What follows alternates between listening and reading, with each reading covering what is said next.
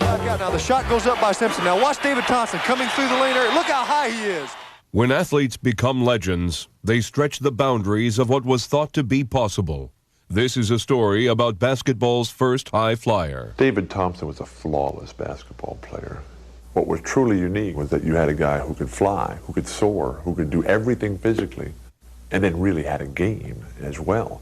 He's my inspiration. I think, as I was growing up. I grew up watching NC State. I was a David Thompson fan. I enjoyed the way he played, his aggressiveness, his scoring capabilities. And at 6'4", being able to play his game above the rim was truly amazing for any kid to watch. Thompson's style would have a huge impact on college basketball. His accomplishments would rank him as one of the top players in the history of the game. After turning pro, Thompson would meet Dr. J in the first ever slam dunk contest and would amaze the basketball world with an array of spinning and twisting dunks. If David Thompson played in today's game, he'd be an all-star, he'd be all-NBA, he'd be on the USA national team, he would be an MVP candidate. David was like Joe Montana, Tiger Woods, or Michael Jordan. They're always going to have the perfect endings. A rush to fame and fortune put the spotlight directly on David. Here's this guy who probably only got a checking account a few years previous. And now he's as rich as some of the richest people in society. It's almost a situation that, makes a guy like that hurt himself.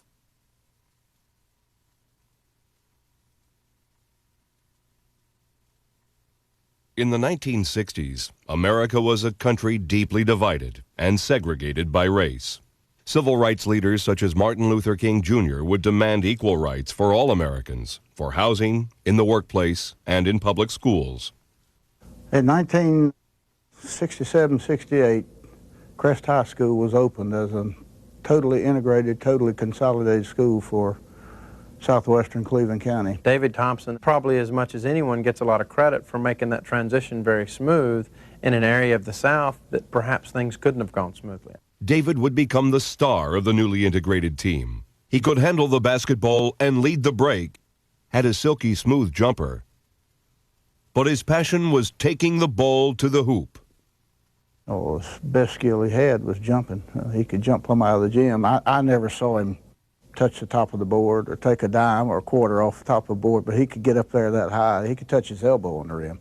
David showed signs of greatness and amazing athletic ability, the roots of which came from hard work. He worked out like a football player or either a track guy. He ran extra 3 miles every day, and he did extra squats. He could lift 125 pounds per leg. He could do it 25 times straight. Unlike the inner city neighborhoods that were the origin for many black athletes, David grew up in the rural countryside of Boiling Springs, North Carolina, to a family rich with religious conviction.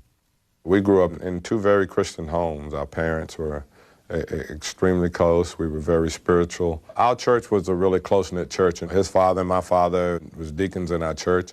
Outside the home, David would find another calling. I started playing basketball when I was about 5 years old. My older brother, Valley Thompson Jr., taught me how to play. We built our own basketball arena, he and I and his older brother. We dug it out from dirt, we packed it down, we put a basket up. It was really hard to jump off of, but playing on it all the time, getting used to jumping and dunking on it. Once I got to the gym, it was, hey, I was jumping a foot higher, it seemed. At 13, David would start to compete at the local college. Gardner-Webb College in my hometown of Shelby probably had as good a basketball camps as I've ever been around. And the highlight for the kids would be at night, after we were finished with all of our stuff, the counselors would play a game. And I vividly remember games when David would clash with the John Drews and the George Adamses and the Artis Gilmores of the world. Artis Gilmore had this big left-handed tomahawk slam. It would be interesting to watch to see if David could quickly get a dunk off before Gilmore would get his left hand to swipe it. As David's high school career came to a close, the young basketball prodigy would become the subject of a recruiting scandal that would leave his college of choice on probation for a year. David Thompson was by far the greatest college basketball player I ever played against. Before him, for me, I never saw a 6'4" guy that could jump and be as active and creative as he was, and such a potent offensive weapon. Got some fine shooters out there. That's David Thompson. David Thompson, for that time, with his explosive power, with his leaping ability, he was extremely skilled as a basketball player. He could shoot it, he could take it to the basket, he could defend, he had long arms. You couldn't be a sports fan in North Carolina without knowing David Thompson.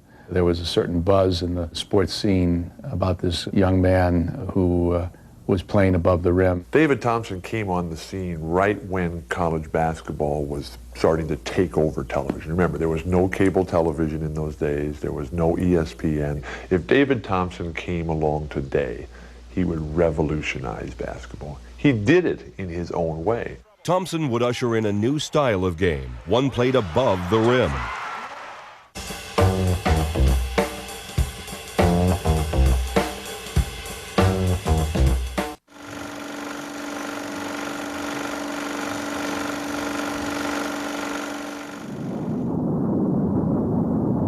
As the 1970s began, America was in outer space, landing a man on the moon. Back on Earth, the Vietnam War raged out of control, and the nation's youth began to protest. In Raleigh, North Carolina, the big news was the signing of a high school basketball phenomenon. I think the way we were able to get David Thompson at North Carolina State, number one, we had Tommy. He knew he was going to be playing with the big man. Sloan would use a cunning strategy to land his prize recruit. You come here to NC State and you will be the guy that everybody compares future players to. You go to Carolina, they're going to be comparing you to Charlie Scotts and people like that. One of the guys I idolized back during that time was a guy by the name of Charlie Scott. He was pretty much one of the pioneers of the game, and I looked up to him. Charlie Scott was the first African-American to play at a predominantly white school below the Mason-Dixon line. Thompson would also overcome barriers when he burst on the scene as a freshman at NC State. He was the #1 player in the country as a freshman. At that time, though, freshmen could not play on the varsity team. I just remember watching him play the Carolina freshmen. I saw him get 38 against those guys without really breaking a sweat. One of the keys to Thompson's success was the playmaking of 5'7" point guard Monty Tao. He impressed me right from the first day. He was a winner, could shoot the basketball, get the basketball to the players at the right time. And really, to be honest with you, he's probably the best point guard I ever played with. They used to call us the circus team. We had the giant, the midget, and the man on the high wire act. On this unique squad, 6'4" David could jump center, and 7'4" Burleson could lead the break. Everything was as smooth as a Thompson jump shot until the NCAA lowered the boom. We were put on probation for 1 year for really nothing, just really nothing. What happened, we signed David Thompson. David came up to visit. I knew he was here. I didn't know where he was staying. I didn't worry about it. But while he was here, he got involved in a pickup game, and one of the guys playing in the game was captain of Carolina's football team. If that situation occurred today, it wouldn't even be a slap on the wrist. Although the team was on probation, the fans were excited, and everyone in the area was taking notice of a very special player. One of my first experiences with David was we would play head-to-head sort of on both ends of the court, and I just remember how unusual it was to see a guy who could elevate at 6'4" the way he did. By that time, I was 6'9", and I could block shots and I could bother shots, and again, I would get on David and feel like I'm going to either block it or get a piece of it, deflect it, something, and the shot would go in. Thompson was more than talented. He was a hard worker. David was a player that worked at his game, and he had just great touch. The team had an undefeated season, and DT was named ACC Player of the Year. By his sophomore year, obviously he was All-American. He was the consensus Player of the Year. Because dunking was outlawed in college basketball, a new style of play emerged, utilizing Thompson's amazing leaping ability. You couldn't dunk in those days. Everybody thinks about David as this high wire act. He couldn't dunk the basketball. The whole alley-oop term he created, he innovated the game in terms of playing above the rim. He had perfected the alley-oop play. The way that he did it became a way that players who were older and more experienced began to do it. It happened kind of by accident one day in practice. Everybody back in the day used to overplay, and I was going back door, and Monty threw a pretty high pass and looked like it was going out of the gym, and I reached up and grabbed the ball and laid it into the basket. And Coach Sloan said, I think I like that. Coach Sloan was going to have a lot to cheer about in the upcoming year.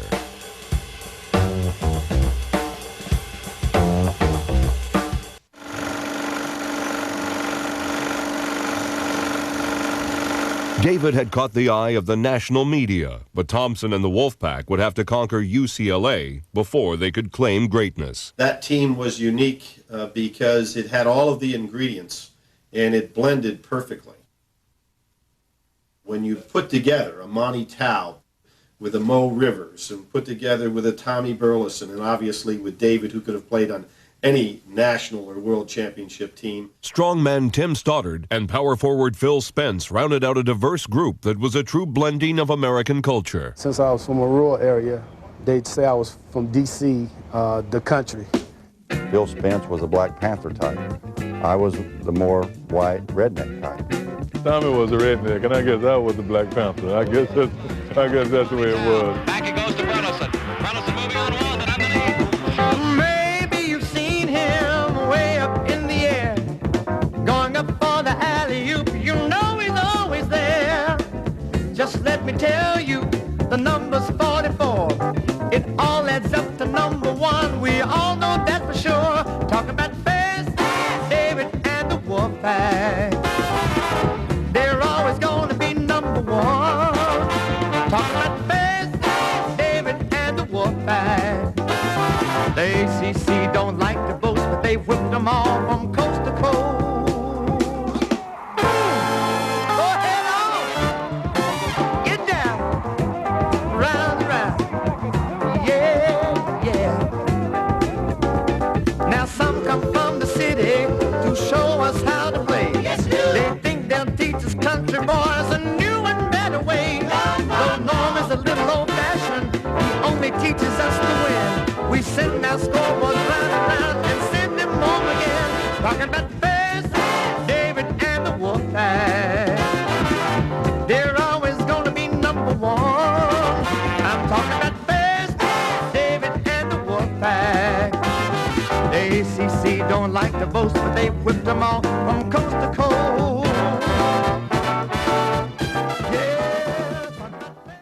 NC State would get a chance to prove themselves against powerhouse UCLA. UCLA had won 7 straight national championships with John Wooden, and we'd gone undefeated. Both of us were undefeated in the 72-73 season. Our athletic director, Willis Casey, got a hold of J.D. Morgan out at UCLA to arrange a special game in December. Going out there and seeing these guys, they're on TV all the time. You know their team. You knew all the players. Just to go out there and see them in person, I think that all hit us a little bit the first time we played them. It was a pretty rough game. We were actually ahead at halftime. And we came back in the second half, and Keith Wilkes and David Myers and Bill Walton and the team of UCLA put us away. The Wolfpack would have to win the ACC tournament to get another crack at UCLA. At that time, though, it was really difficult because if you didn't win the ACC tournament, you didn't go to the NC2A tournament. And at that time, they were only taking 24 teams. They would get their chance against rival Maryland. Maryland, of course, they were up there ranked 2, 3 at certain times with Elmore, McMillan, John Lucas. Maryland at the time, they were the UCLA of the East, so to speak. One of the most historically significant games was obviously the Maryland-NC State game. What people knew then and now fail to realize the significance is that one of them knew that after that night, they were going nowhere. David would have a great game, but teammate Burleson, incensed that Maryland center Elmore was named first-team All-ACC, played with a vengeance. Elmore, Burleson, 30 points for Tommy Burleson. The team would celebrate an ACC championship. But in a first-round NCAA game, Thompson would take a risk that would nearly end more than a title run. Lost my cool, and I decided to go down the end of the court and do something spectacular. And the same guy that hit my elbow was taking a jump shot from the corner. And I took off running and jumped up in the air and tipped the shot. But while I was in the air, Phil Spence was moving in for rebounding position. And I tripped over his shoulder and hit my head on the floor and was knocked unconscious. I thought for a while there when he was laying on the floor, we may not see David Thompson again. It was that horrific a fall. And I went to the hospital. They sewed me up with 15 stitches in the back of my head. When he walked back into that gym and we could see he was all right, he lifted the spirits of our team. He lifted the spirits of everyone in that Coliseum. NC State would defeat Pitt to reach a showdown with the mighty Bruins. You know, at the time, UCLA was everything.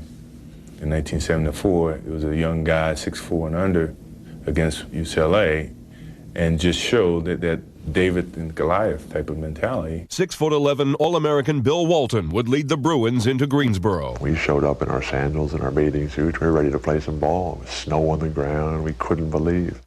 Walton did come into the locker room, came in, and, you know, he's his typical self. He came in and wished us luck.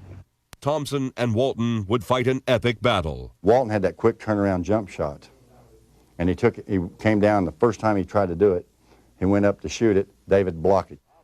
Lee driving, passing to Walton. Blocked by David Thompson. David Thompson. The game would go into 2 overtimes, where State would prevail. They had a 7-point lead with 2.5 minutes left, and I think they started celebrating a little bit too quickly. His ability to bring that team together, North Carolina State, and end UCLA's run, this was truly one of the great accomplishments in the history of college basketball. I think the whole United States, and especially the South and ACC, David Thompson embodied the whole aspect of how this young guy going against that big elite school of UCLA overcame the odds and won NCAA. I think that helped the evolution of college basketball. And I think it started, I wouldn't say the downfall of it, I think it released some of the dominance of UCLA. In all the years that I played for John Wooden, he only mentioned one player from the other team by name, and that was David Thompson. And that was the time that we lost. Thompson and the Pack would prevail over Marquette and win their first NCAA title. The Pack is back. A standing ovation. It's a momentous occasion. I would just like to say that I love you people, and thanks a lot for help making us #1. All right.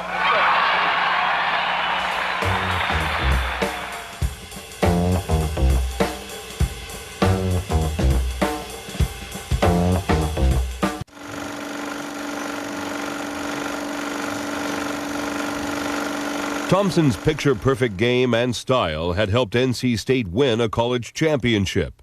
He was now a star in North Carolina. Wherever he went, he was recognized. Wherever we go, people wanted a piece of him, and they wanted a part of him, and they wanted to talk to him. He acted the opposite you thought a superstar would act. He'd sign an autograph for anyone at any time. You know, he'd pick up a child for a picture. I would treat people the way I would like them to treat me. You know, my father taught me that at a young age, you know, just to treat people the way you'd like them to treat you, and then, you know, they'll reciprocate. As great as a basketball player as he ever was, he was a much better human being. He had such a great sense of humility. He was a person who had graceful greatness. I've had other athletes, and I won't name them, that were great players and played in professional basketball. They always felt like they were better than they really were. David never really appreciated how good he was. He always felt he had to work on things to get better. After the championship, Thompson would take his high-wire act abroad, where he would amaze opponents. Thompson would lead a team of young Americans in the World University Games. The games would be played in the Soviet Union, where the U.S. team would attempt to avenge the 1972 Olympic loss. And we went up over there and played basically the same Russian team that had beat the Olympic team the year before, played them at the University of Moscow and beat them by about 20 points. Back in the States, David would prepare for a senior season without the graduated Tommy Burleson. We had faith in David, and David gave us courage. When we did wind sprints, David was first. By David being first, it made us try to become first. Well, my senior year, I thought we were going to repeat again. You know, we had the nucleus of the team. We thought with the guys we had coming back, we had a good chance to win again. Thompson would lead State through another successful season. But a rematch with arch-rival Maryland was looming in the ACC tournament. Maryland and NCSU would square off once more, and although the players would go to battle, two colorful coaches would take center stage. The thing that speaks to how colorful they were is very few people now will talk about Norm Sloan without talking about his suits. Very few people talk about Lefty Driesell without talking about the bald head and how it would get hot and red and how furious he'd get in his stomp.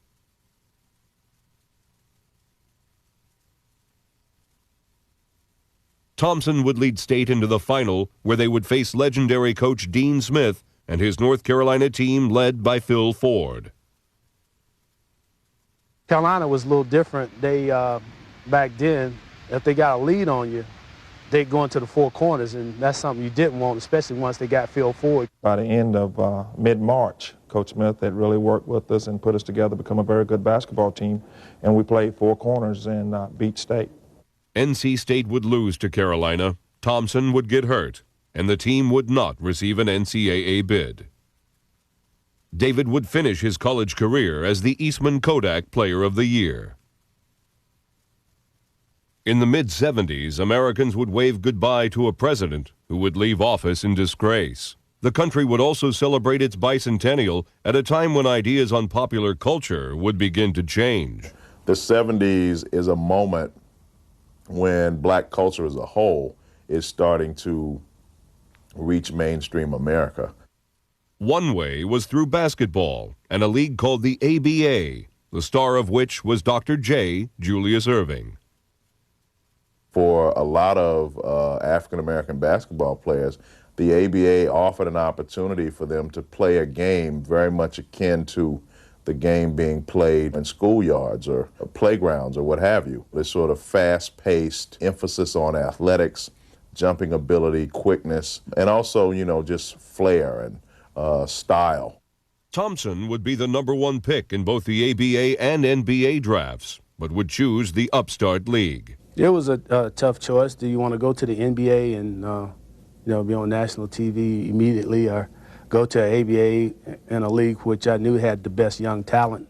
George Gervin, Dr. J, Artis Gilmore. Other colorful stars included high schooler Moses Malone, Dan Issel, Marvin Bad News Barnes, George McGinnis, and Bobby Jones. NBA stars like Billy Cunningham and Rick Barry would leave the NBA for greener pastures and a fast-paced, aggressive game. The players in the ABA have more of a swagger. And it's not even an exaggeration. There'd probably be a fight every other game. It was so competitive. The ABA encouraged that. They really didn't mind a good fight right in the middle of the game. The NBA was the suit league, if you want to say, run by the suits, and they had to do this, they had to do that. The ABA was wide open, played with a red, white, and blue ball, had a three-point goal, had guys that would sky over the basket, was really ahead of its time. Thompson would be the ultimate leaper in this league of high flyers. When David Thompson stepped on the floor, you knew you were looking at David Thompson. You were not confusing him with anybody else. Thompson's legend would grow, but a defining moment for all of basketball would take place at halftime of the ABA All-Star Game. David and Dr. J would meet in the first ever slam dunk contest. It got down to the final two guys, and it was David and myself. David came out of the left corner, and he did a pirouette. He just looked like a missile going up into the air, and he nailed a dunk. Twist around, slam dunk. I knew that after that, I was going to have to come up with something. I was not going to just be able to, jump from the 12-foot line. I have to try to foul line dunk. But I thought I still had a good chance to win because of the crowd response, and until Dr. J marked off his steps, took off from past half court, started running, afro blowing in the wind, and he took off from the free throw line, just soared to the basket, and of course I came in second. Thompson and the Nuggets would meet the New York Nets in the 1976 ABA Finals, which would feature another matchup with Dr. J. The series would start with Thompson and college buddy Monty Tao showing off the pro version of the alley-oop. Monty knew exactly when to feed David and would hit him in stride coming in transition. And this guy would just explode. He tried to take the ball to the hole and dunk it all the time. Dr. J and the Nets would take game one.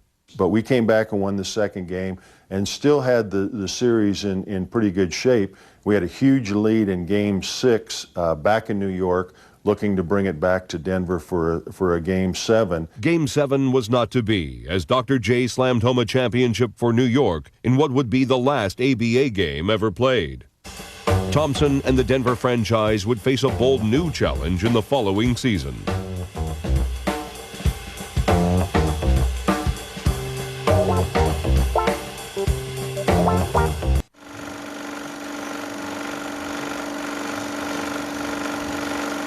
Thompson's Nuggets, San Antonio, Indiana, and Dr. J's Nets were absorbed into the NBA in what was called a merger. Probably a poor choice of words. We went on a suicide mission to the NBA and listened to them tell us what the rules were. The NBA was happy to have a team in Denver, kind of halfway between Chicago and the West Coast. And the fact that we had David on that team certainly helped promote the Nuggets being one of the teams that went into the NBA. When the ABA had the merger with the NBA in '76, they always gave you a few guys you look out for. David was on that list, Julius was on that list, Artis Gilmore was on that list, George Gervin was on that list, and David Thompson was on that list. DT was happy in the NBA and was averaging 26 points per game. We had great fan support. As a matter of fact, we led all of pro basketball in attendance. The people really came out to watch us play. And they came out for two reasons. Number one, we still had a little bit of that ABA in us, where we got up and down the court and scored an awful lot of points. But they came to see David, too, because he could do things that a lot of people in the NBA had never seen. The best basketball of the day, and probably the road. Oh, bring it down. Oh, did you see? Thompson's aerial attack made him a celebrity in the Mile High City. Thompson was a star in a small market city, and the city gravitated to him, and his image had something to do with it, sure, because it was hard for a rebellious black figure to exist. Even though Ali existed, there was a lot of detractors. David was an extremely popular guy. I mean, he looked good, he was friendly. You could take him to a school, and he was good with kids. He's the kind of guy that the kids seem to identify with. David would put on clinics for children who would delight in watching his amazing dunks. He was developing a reputation with opponents as well. If you put a big guy on him, he takes you outside and shoots over you. If you put a little guy on him, he just takes you inside and jumps over you. He's virtually unguardable. Dennis Johnson was one of the best defenders in the NBA. But he's one of them guys who can go real fast and stop on the dime and just pull up. I mean, he was a tough handle. When I would go into the games against David, I knew I had to be at the top of my game because he was coming at you. Thompson would meet rival Walton in the 1977 NBA playoffs. But Portland would ultimately prevail. Thompson would be named All-NBA and had garnered the reputation as the league's highest jumper and one of its greatest dunkers. Thompson, clearly, when you look back, is the guy who made the vertical leap, something that everybody in basketball began talking about. The whole term and the whole measuring of vertical leap began, I think, with David Thompson. He vaulted off the ground, exploded off the ground. 44 inches was a lot. It still is a lot. You can tell when he was there above you, he surprised you. David's jumping would always be compared with Dr. J's. David could jump higher than Julius, but David had smaller hands. Julius was the glider. David was the leaper. The legend was I could take a quarter off and leave 2 dimes and a nickel. I didn't quite have that much hang time, but I could get the top of the backboards. But what allowed him to take off like a rocket? He's able to immediately start going up. He can make big muscle forces. He can do it very fast. He's been blessed genetically to do that, probably by muscle type. He's also got a great body type for a jumper. A lot of strength in his legs, but not a lot of extra mass that he has to carry around. All of those things work together to facilitate his ability to jump high and to jump fast. If this clay surface that he grew up on and learned to jump on also was softer, which it's going to be than a hard floor, a hard basketball floor, that may have contributed for him to learn how to jump in such a way to make big forces and to make them in a short period of time, and that would fit with him being a fast jumper, someone who could explode off the floor very quickly. Most of the guys that played on dirt courts out here were pretty good jumpers. I heard Michael Jordan and Larry Jordan. He told me one time that they played on dirt courts too, so there must be some truth to it. There's always been people that can jump. What was truly unique about David Thompson was that you had a guy who could fly, who could soar, who could do everything physically, and then really had a game as well. The guy had one of the fastest first steps in the league.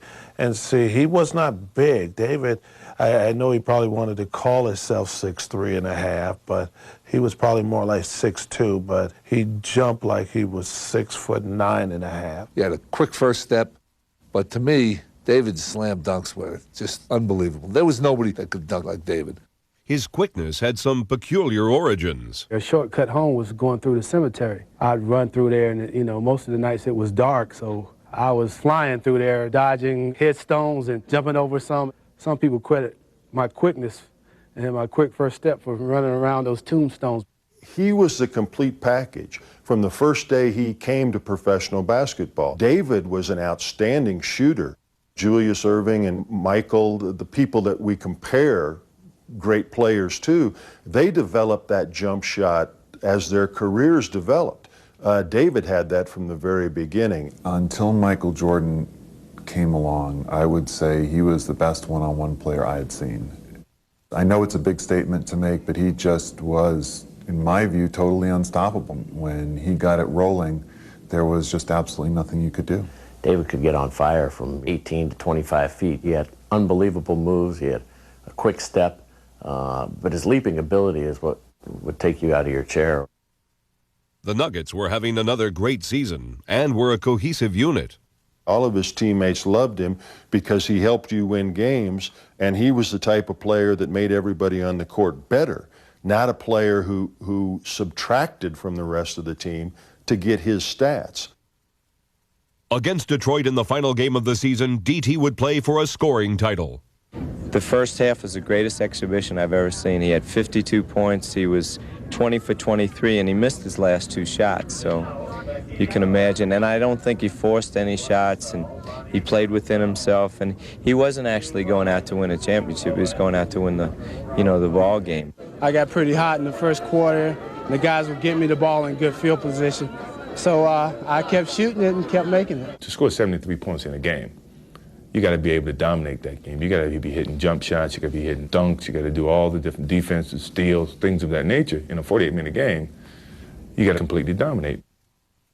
The game where he scored, I think, 73, he and I combined for 85, I think, that night. But he was, I remember that game, it was, you were aware that he was battling Gervin for the scoring title, but when David came out, he wasn't taking bad shots, but he was just making all the shots. Thompson would shoot 28 for 38 from the field on his way to 73 points. Denver GM Carl Scheer was quick to sign David, an impending free agent, to a landmark contract. 5-year, $4 million contract, $800,000 a year. And at the time, it was the highest contract in team sports. Being black in America is always about upward social mobility. How do you go from point A to point B? Well, David Thompson achieved that, and he achieved it at a time when not a whole lot of other African-American athletes had done so. He's used his skills as a basketball player to become a millionaire. $800,000 doesn't seem like much money today, but you have to remember at that time, the player who was making the most money in professional basketball was Kareem, and he was making $350,000 a year. David Thompson was living the American dream, but what was around the corner would surprise everyone. I watched his career with enormous anxieties and sadness as I watched what appeared to be a wonderful young man whose life I thought would be blessed with great successes just deteriorate and go downhill.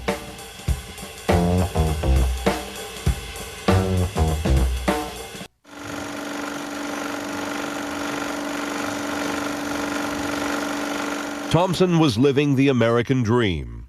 He signed the largest contract in sports history and was all NBA. Meanwhile, the rest of America was in a recession with runaway inflation. A nuclear power plant at 3 Mile Island would shake the confidence of all Americans.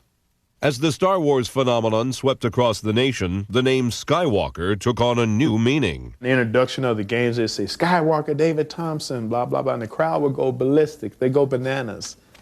That would fire him up even before the game would start. When I dunked the basketball, I used to cross my leg in the air, and it looked like I was walking in the air, so that was a natural name for me. I picture David going right through the middle, driving from the side, going to the middle, rising up above the centers and jamming. No matter the opposition, he was coming at you. David Thompson would say, I'm coming to the hoop and I'm going to throw it down in your face, and he succeeded. David's personal life was taking shape as well. He would marry longtime girlfriend Kathy Barrow. Then Skywalker would take his act to the 1979 All-Star Game, where his performance would win him the game's MVP. His dazzling dunks would also land him a lucrative shoe contract.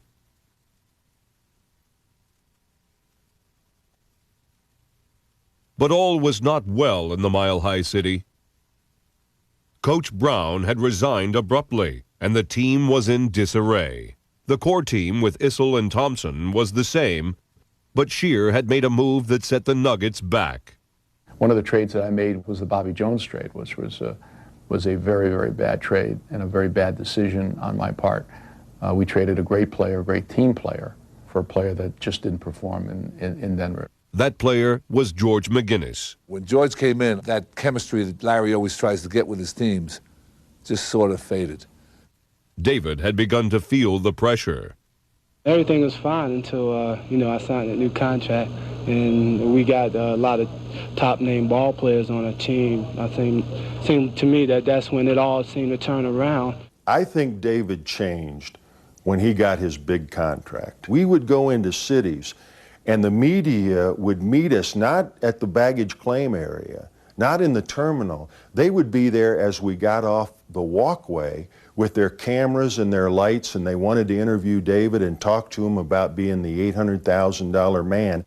I don't know too many people who would be given that opportunity and be able to withstand the pressures that go along with it from your team, from the fans, from your family. I mean, he becomes an income source for more than just himself, more than, just his immediate family. There are people he never heard of, calling him, I need this, I need that. And the minute he stubs his toe, all those people and everybody else, they're pointing fingers. The Nuggets would make the playoffs where they would meet the Lakers. But the Lakers would overpower the frustrated Nuggets, who would have the earliest playoff exit in their history. By then, I think everyone, all the fans here, realized that to win an NBA championship, you probably didn't do it with a 6'3" guard.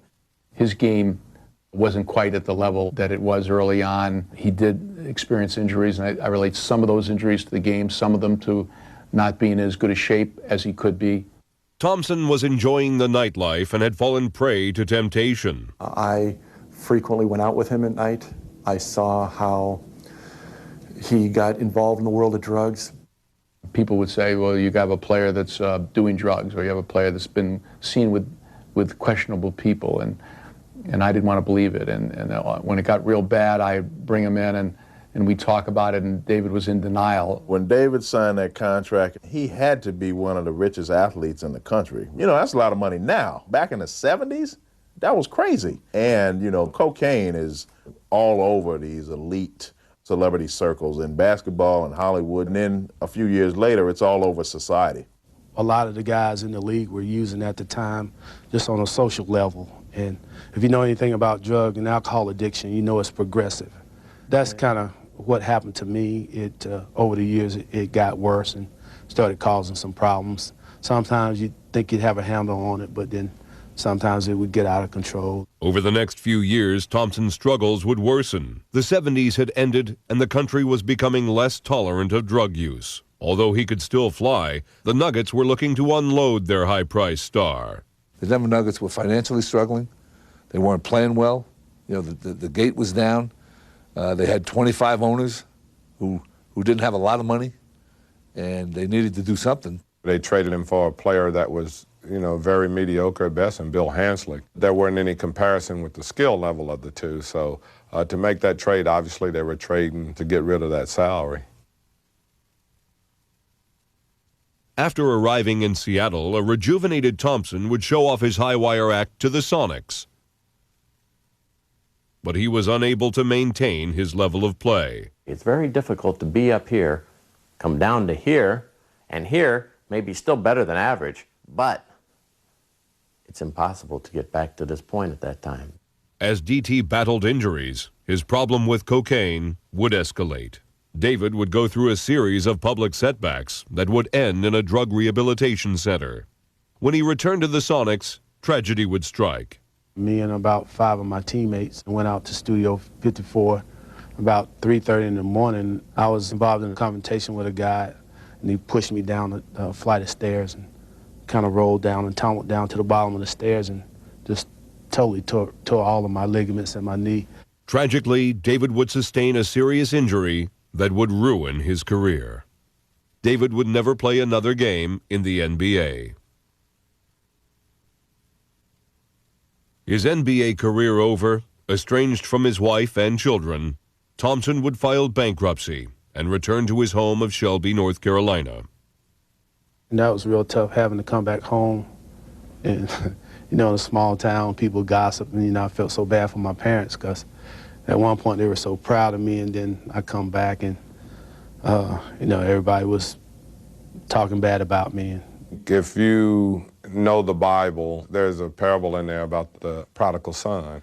And I think he went back to Shelby. It's almost like the prodigal son. They're going to take him back with open arms. David would take a hard look beyond the knee injury at the destructive path his life had taken. For a long time, basketball had been my life. And without basketball, I didn't really have an identity. I went through some down times, but finally, I made one of the most important decisions anyone could make. And I accepted Jesus Christ as my Lord and Savior. Through the church, David would find fulfillment. He reunited with wife Kathy, daughters Erica and Brooke, and reconnected with his beloved alma mater, North Carolina State.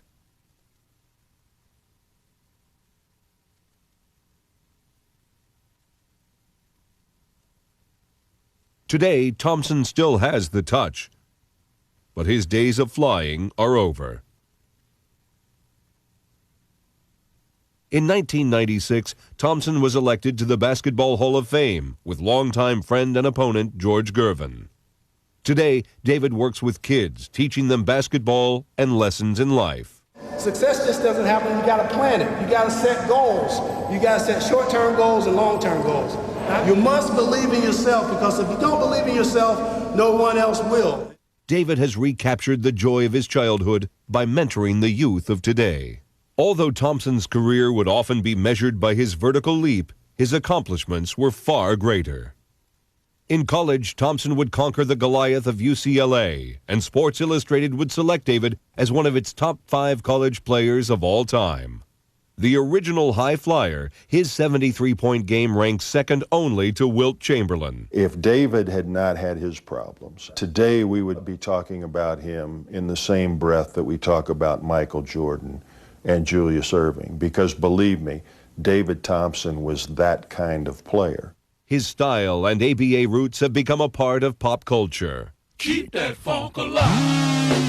Well, it's 1975, and we just be keeping the funk. Playing above the rim, David Thompson would influence the generations to follow. I think it elevated through the years. When it got to me, I took it another step, and now you got kids that are taking it even on a higher scale. So it's a little David Thompson in all of us. Who could imagine a greater player than David Thompson flying through the air? Bam! Throwing them down. When you dream of the perfect basketball player, you visualize David Thompson.